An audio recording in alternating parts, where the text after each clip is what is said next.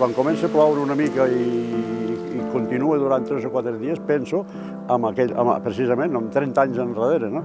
Va començar la pluja i ploïa dies i va arribar un moment que tanta pluja el riu es va desbordar. L'aigua ja passava per sobre, ja hi havia, potser ja passava un pam ben bo d'aigua per sobre del pont de la Rotonda. Quan tot de cop vam veure com una onada que passava per sobre, sense saltar la carretera, del muret, i tot un bolo va aparèixer i va desaparèixer com una balena.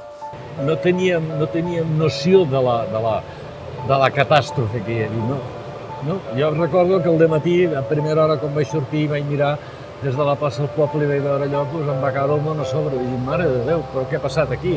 Un moment, en una conferència vaig trucar directament a la policia i allà la policia em va informar de la situació. Aquella nit la vaig passar fatal. Entrava moltíssima més aigua de la que la bomba no podia engullir. I vaig dir, Ramon, la cosa no pinta bé, dic, hauríem de marxar.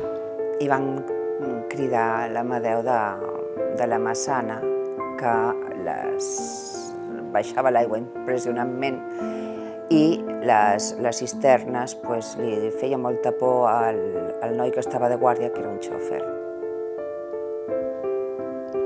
Hi ha hagut una explosió de gas a la Massana, amb el conseller Amadeu Rossell en una situació crítica.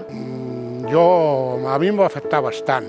La mort de l'Amadeu em va tocar fort.